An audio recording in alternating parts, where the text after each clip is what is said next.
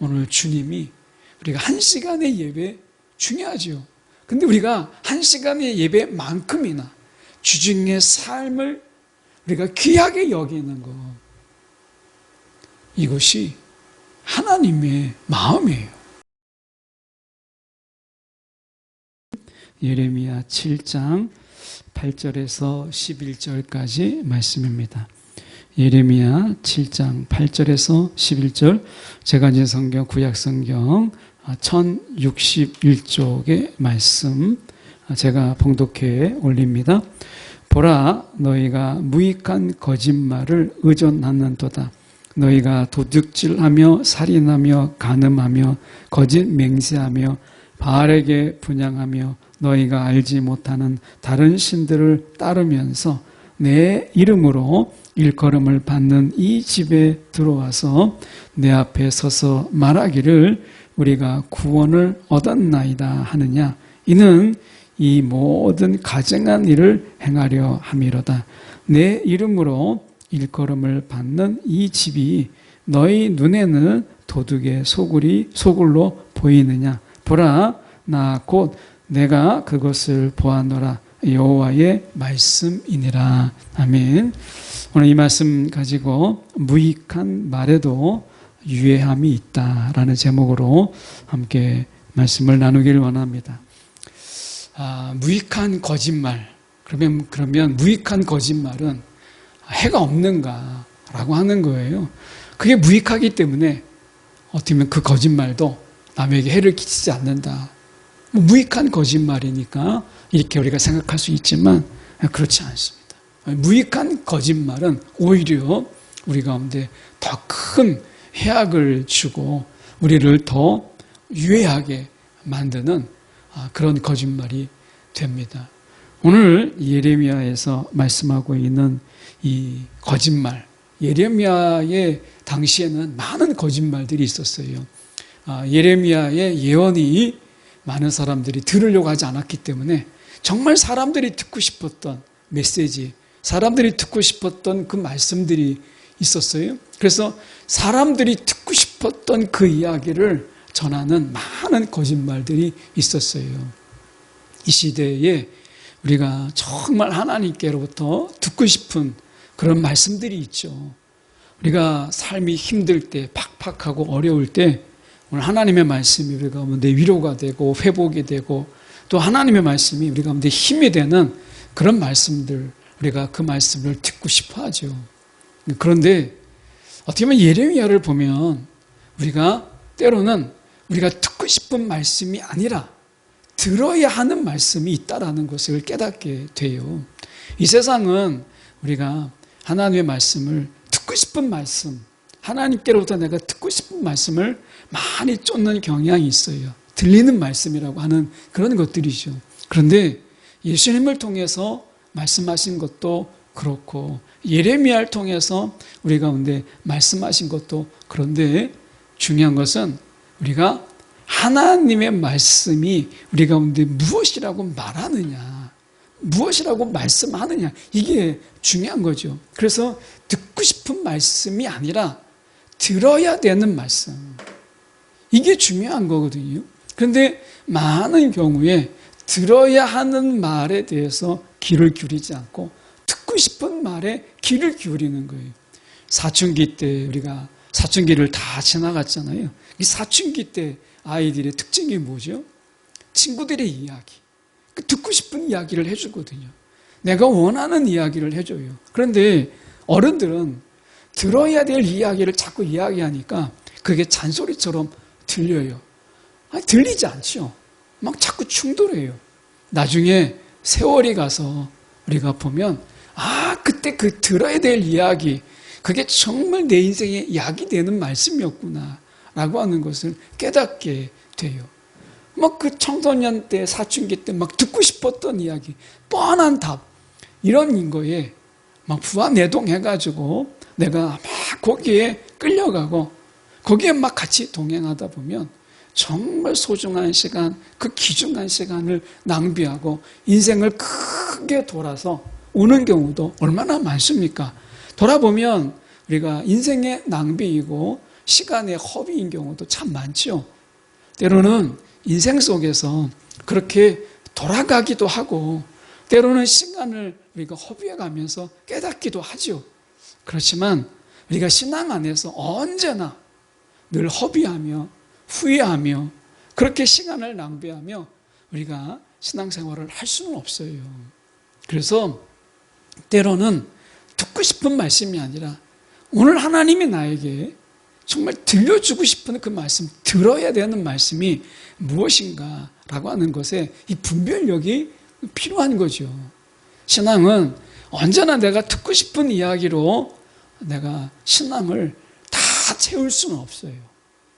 하나님께서는 이스라엘 백성에서조차 그리고 이 땅에 하나님 나라의 복음을 가지고 이 땅에 오신 그 하나님 나라의 복음, 그 복된 소식을 가지고 오신 예수님 그조차도 사람들이 들어야 될 이야기, 당장은 듣기 싫은 이야기를 예수님께서도 하셨어요. 거기에 귀를 기울이고 그분의 책망에 회개함으로 돌아오는 자는 복이 있었지만 그러나 여전히 내가 듣고 싶은 이야기에 안주하며 고집하는 그런 자들은 하나님의 심판을 피할 수가 없었다라고 하는 거예요. 그런 의미에서 이 시대가 내가 듣고 싶은 이야기 얼마든지 이단은요 우리가 듣고 싶은 이야기를 해줘요. 그 속에 오면 환난이 없다고 이야기하고 그 속에 오기만 하면 막 복이 넘쳐나는 것처럼 이야기하고 인생의 성공이 여기 있다. 환난을 이야기하지 않고 고난을 이야기하지 않아요. 그러니 내가 듣고 싶은 이야기는 그 속에 다 있지 않겠어요? 그런데 우리가 성경으로 돌아가 보면 우리가 사도 바울도 우리가 그 남은 고난에 참여합니다. 베드로 사도도 이야기를 이 세상에 잠깐 우리가 그 고난을 받음으로 영원한 영광에 들어가는 그 삶을 우리가 이야기하잖아요. 그렇게 본다면 진짜 세상의 거짓말이 뭐냐? 고난이 없는 신앙, 환난이 없는 신앙, 우리가 십자가가 없는 부활, 이건 모든 건 다 거짓말이에요. 그런 신앙은 없다. 근데 세상에 있다고 자꾸 이야기하니까 그럼 성경이 틀렸다고 이야기하는 거잖아요. 오늘 예레미야 말씀으로 가서 보면 8절에 이렇게 이야기합니다. 보라, 너희가 무익한 거짓말을 의존하는도다. 이 거짓말이 때로는 우리 가운데 위로가 되기도 하고 뻔히 알지만 그 거짓말이 우리를 기분을 좋기도 하고 그 거짓말 때문에 우리가 잠시 우리의 마음이 좋아지기도 하죠.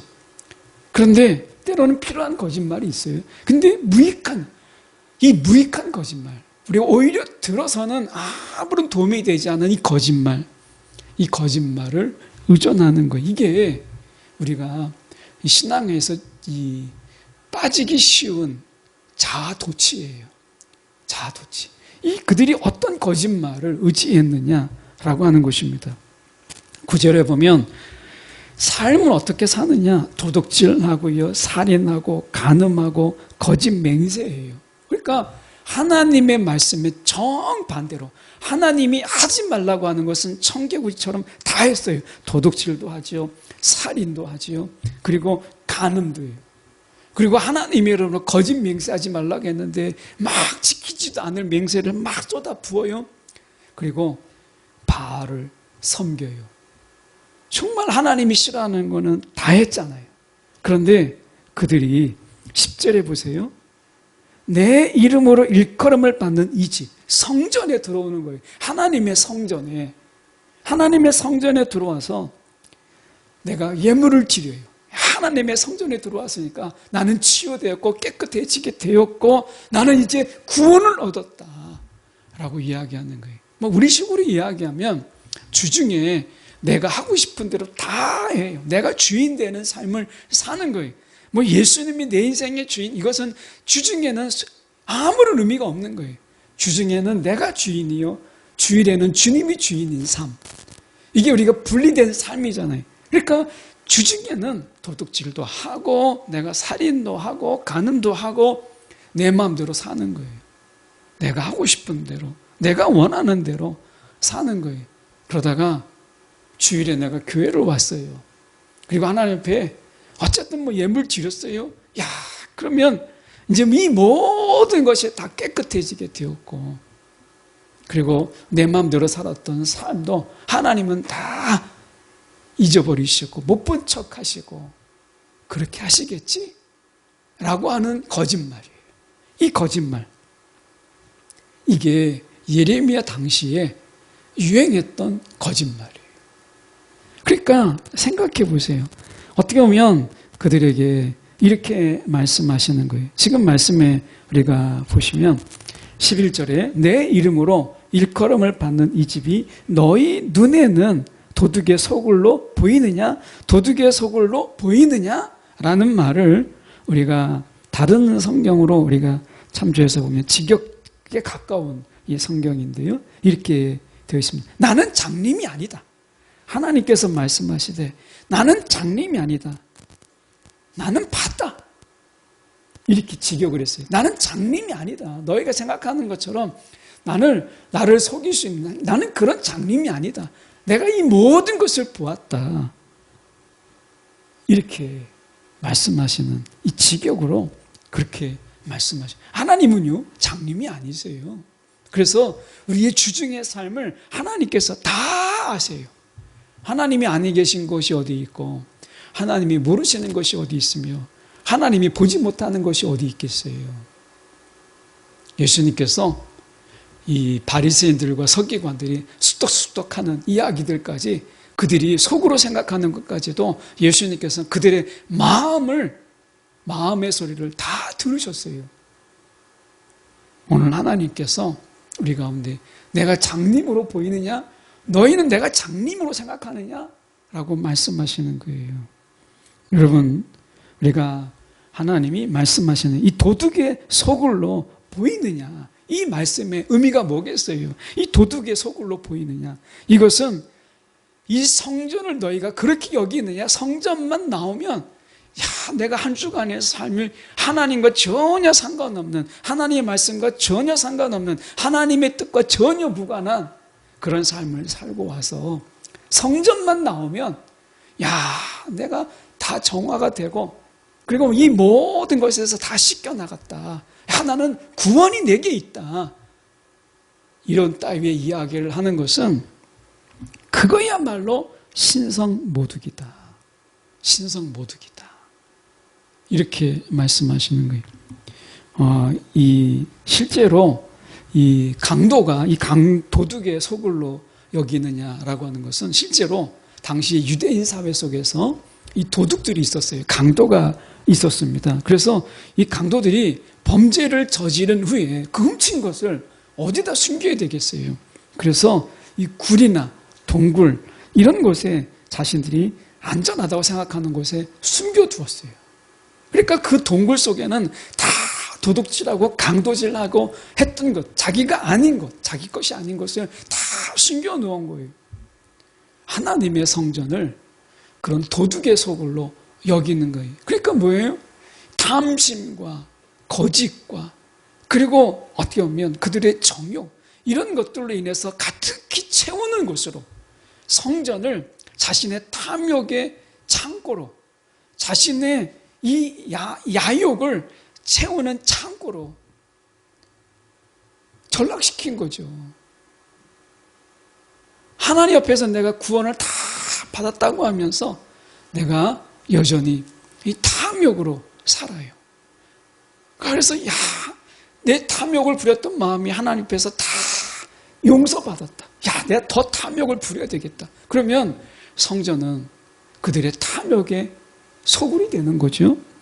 이렇게 하나님께서 그렇게 생각하는 그들 가운데 하나님이 말씀하시는 거예요. 9절 10절에 가서 다시 보시면 이는 이 모든 한 가증한 일이라. 이 가증한, 하나님이 정말 가증히 여기는 일이라고 말씀하시는 거예요. 여러분, 오늘 우리가 한 주간의 삶 정말 중요하죠. 한 주간에 우리가 살아가는 이 삶이 얼마나 중요합니까? 예배도 중요하죠. 근데 우리가 생각해 본다면 주일이 중요하게 생각하잖아요. 그런데 하나님 보실 때는 우리가 주중의 삶이 훨씬 더 중요한 거예요. 하나님이. 왜냐하면 우리가 주일에는 하나님 말씀을 듣는 거예요. 듣는 것. 그 듣는 말씀 속에서는 이미 우리가 알고 있는 말씀도 있어요. 그렇지 않아요? 이미 알고 있는 말씀. 그러나 그것을 또 새삼 우리가 듣는 거잖아요. 이미 알고 있는 말씀. 또 어떤 것은 새롭게 알게 된 말씀도 있죠. 근데 하나님이 정말 싫어하시는 것은 알기만 하는 것. 그냥 아는 것에 그치는 것. 이것은 하나님이 기뻐하지 않으세요. 정말 하나님이 기뻐하시는 것은 하나님이 주일에 말씀하신 말씀, 이제 깨닫게 된 것을 한 주 동안 어떻게 살아갈까? 그 말씀을 가지고 한 주 동안 어떻게 살아갈까? 하나님의 기대는 거기에 있고 하나님의 시선은 우리 가운데 거기에 있는 거예요. 하나님의 시선이. 그러니까 우리가 하나님의 입장에서는 우리는 주일이 중요하지만 하나님의 입장에서는요, 주일보다 주중의 삶이 훨씬 더 중요한 거예요. 주중의 삶이. 우리가 이 학교의 선생님들이 우리가 은사를 만나고 그리고 그 은사를 찾아뵐 때 선생님들의 그 마음이 그런 거잖아요. 학교 가르칠 때보다 학교를 졸업하고 어떻게 살아가나 이게 더 궁금하고 그리고 그게 더 중요한 거죠. 저도 이렇게 신학대학원 나올 때 늘 교수님들이 여기서 배우는 거, 신학대학원 딱 제가 3년을 대학원에서 공부할 때 딱 졸업하는 날 저희 친구들이 이렇게 하는 게 있어요. 뭘 배웠지? 아무것도 기억이 안 나네. 뭘 배웠지? 배운 게 기억이 안 나요. 졸업하는 순간 딱 졸업식장에서 다 잊어버렸어요.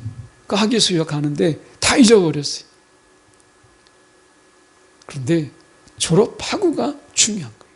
졸업하고가. 배우는 것은 3년이지만 그 배운 걸 가지고 30년을 사역을 하는 거기 때문에 배우고 나서가 훨씬 더 중요한 거잖아요. 오늘 주님이 우리가 1시간의 예배 중요하죠. 근데 우리가 1시간의 예배만큼이나 주중의 삶을 우리가 귀하게 여기는 것, 이것이 하나님의 마음이에요. 지금 예레미야 당시에 이 문제가 무엇이냐면 하나님 앞에 예배 안 드린 게 아닙니다. 그들도 역시 우리가 안식일이 되면 성전에 와서 우리가 예물도 드리고 예배를 드렸어요. 그런데 지금 말씀하시는 10절에 내 이름으로 일컬음 받는 이 집에 들어와서 우리가 구원을 얻었도다. 한 주간 살았던 속에서 우리가 탐욕과 그리고 정욕과 그리고 온갖 거짓말들 이런 것들이 다 씻겨나가고 우리는 구원받았다. 내가 성전에 왔기 때문에 그냥 자동적으로 이렇게 생각했던 것이죠. 그리고 또 나가면 주중의 삶은 여기서 도둑과 그리고 살인과 간음하며 거짓 맹세하며 우상을 숭배하는 일에 꺼리낌이 없었어요. 조금도 그들이 달라지지 않았어요. 그러면서도 늘 거짓말, 무익한 거짓말. 그게 뭐예요? 야, 안식일에 성전에만 가면 이 죄책감 그리고 이 마음들, 이 강팍한 마음들, 이 모든 것에 다 우리는 자유해지는 거야. 자동으로 그냥 다 씻겨 나가는 거야. 거기만 가면 그냥 마음이 다 정화가 되는 거야. 이렇게 생각했던 것이거든요. 그러니까 이 거짓말은 영적으로 아무런 도움이 되지 않아요. 그런데 매우 유해한, 정말 위험한, 그리고 해로운 거짓말이죠. 유익은 없지만 무해하지 않은 거예요. 너무나 그 치명적으로 위험한 그런 거짓말이 되는 것이죠. 여러분, 오늘 우리가 살아가는 가운데 혹시 하나님을 장님으로 만들고 그리고 하나님을 듣지 못하는 자로 만들고 하나님을 전혀 우리가 어떻게 살아가는지 알지 못하는 그냥 성전에 묻혀있는 그런 분으로 우리가 생각하지 않으십니까? 우리가 와주는 것만으로도 하나님은 감사해야 되는 그런 하나님으로 우리가 여긴다면 그것은 우리가 하나님을 어떻게 경외한다고 말할 수 있겠어요. 그래서 이것은 이 거룩한 종교에 대한 끔찍한 우리가 오용이다. 과용이고 오용이다. 라고 하는 거예요. 그래서 하나님의 은혜가 우리 가운데 덮고 있잖아요. 그렇다고 해서 우리가 원하는 것은 무엇인가 다 할 수 있다. 이걸 자유라고 이야기하면서 하나님의 은혜 안에서 우리가 원하는 것 다 할 수 있다. 이렇게 말하는 것이 정말 진리일까? 이건 완벽한 거짓말이에요.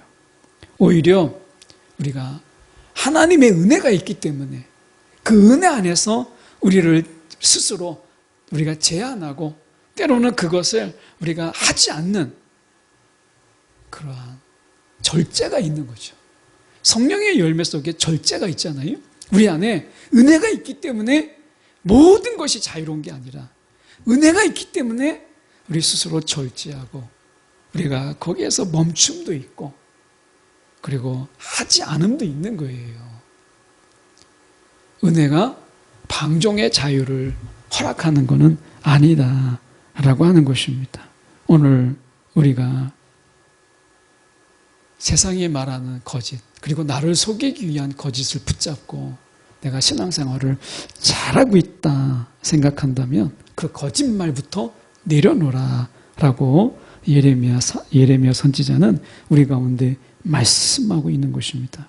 오늘 하나님의 집에 왔기 때문에 어떻게든지 이 모든 죄악이 처리된다라고 하는 이 과신이 아니라 우리가 하나님 앞에 정말 진실한 회개 그리고 우리가 그러한 삶에서의 돌이킴 이것이 우리 가운데 필요한 것이죠.